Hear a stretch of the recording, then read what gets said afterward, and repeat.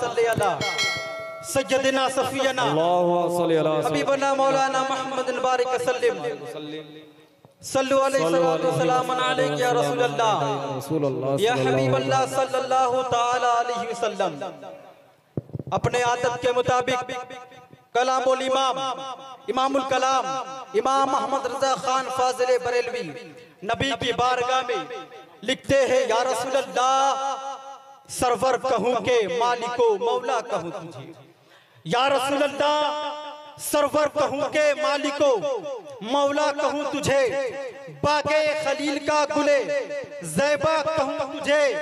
तेरे तो वस्फ़ आइबे तनाही से है भरी, हैरा हूँ मेरे शाह मैं क्या क्या कहूँ तुझे।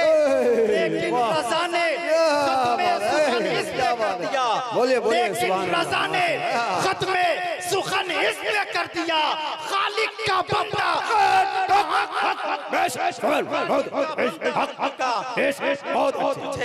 खालिक का बंदा मुस्लिम भाई बहुत अच्छे कहूँ तुझे।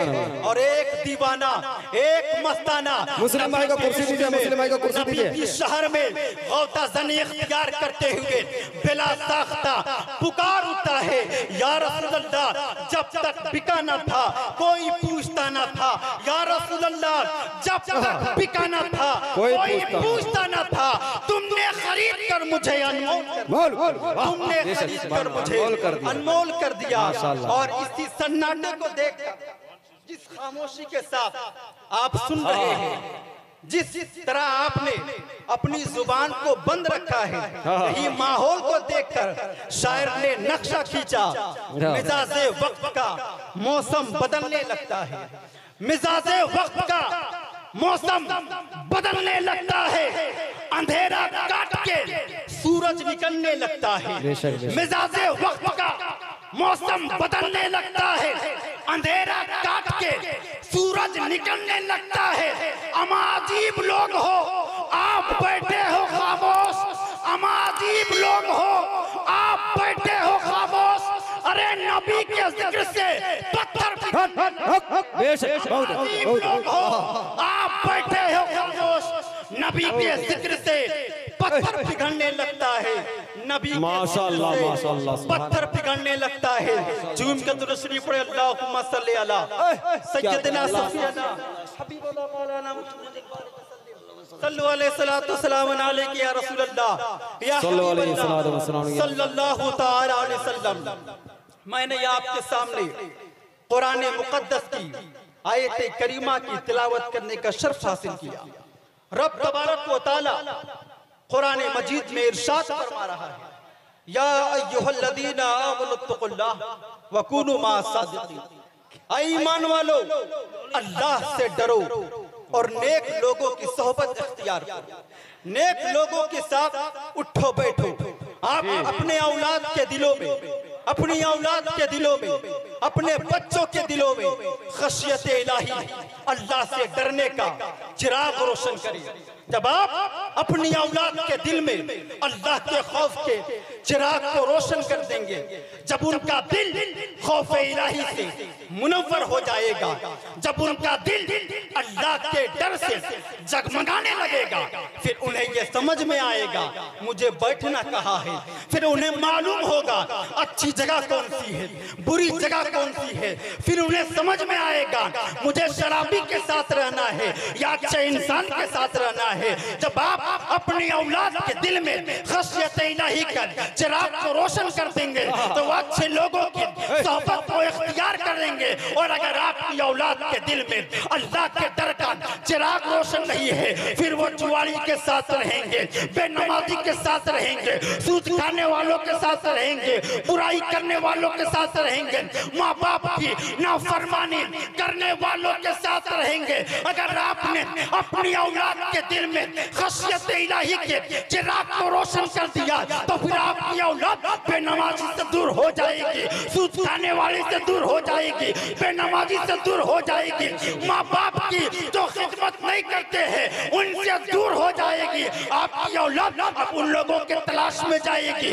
जो माँ बाप की खिदमत कर रहे हैं, उनके साथ रहेंगे, जो नमाज पढ़ रहे हैं उनके साथ रहेंगे, जो बड़ों की ताज़ीम कर रहे हैं उनके साथ रहेंगे, जो अपने माँ बाप से बेइंतहा मोहब्बत कर रहे हैं। और जब आपकी औलाद नेक लोगों की सोहबत इख्तियार कर लेगी, जब आपकी औलाद नेक लोगों के साथ रहेगी, तो आप इसको हल्के में ना ले कि आपकी औलाद नेक लोगों के साथ रहेगी तो इसमें आपका क्या फायदा है, आपकी औलाद का क्या फायदा है। कुरान मुकद्दस की आयत करीमा चमक रही है। आसावे कहफ का वाक़या है, कुछ नेक बंदे अल्लाह की इबादत कर रहे थे एक गुफा के अंदर। जब वो अल्लाह की इबादत कर रहे थे तो एक कुत्ता आ गया, उन लोगों ने उस कुत्ते को झड़क दिया, लेकिन वो कुत्ता भागा नहीं बल्कि उसी गुफा के बाहर बैठा रहा। और कुरान में उस कुत्ते का जिक्र है, वो कुत्ता किस स्टाइल में बैठा, किस डिफिनेशन में बैठा, पूरे तफसील के साथ कुरान में मौजूद है।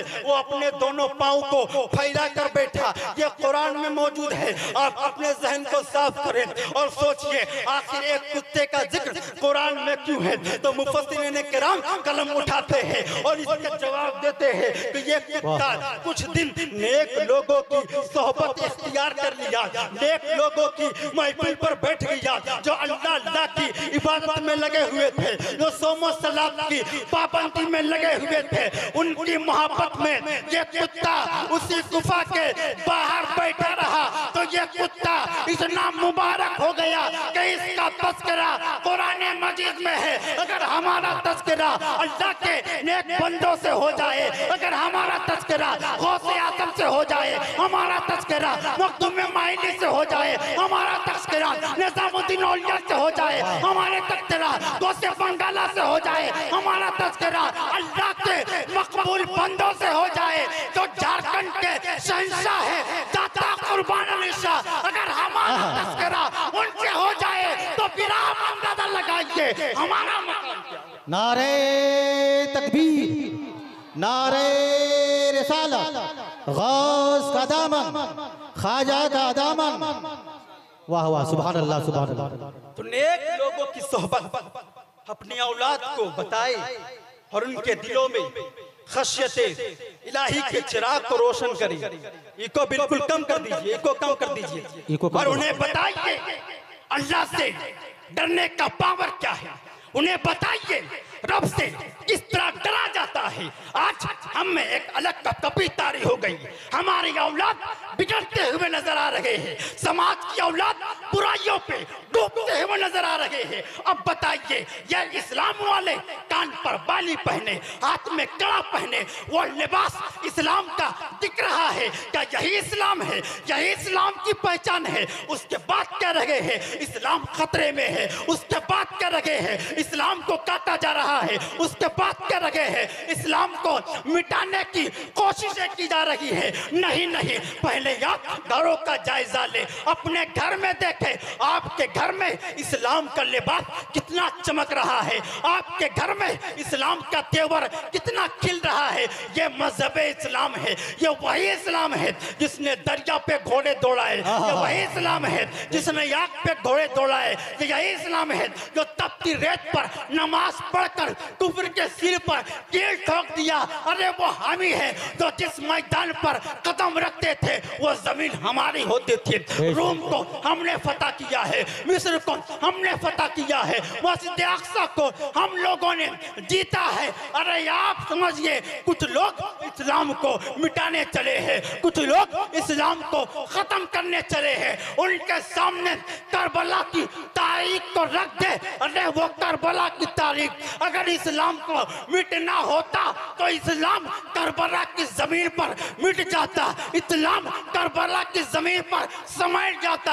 लेकिन नहीं नहीं, इस्लाम वहां भी नहीं मिटा। आका हुसैन ने मौत के आलम में नमाज की पाबंदी करके दुनिया वालों को यह दर्श दे दिया, दुनिया वालों को यह सबक दे दिया। ए मेरे नबी के कलमा पढ़ने वालों, ए मेरे आका हुसैन के ए आका हुसैन के नाना के कलमा पढ़ने वालों, अरे कुछ भी हो जाए अपनी औलाद को नमाज से दूर न करना, अपनी औलाद को कुरान की तिलावत से दूर न करना।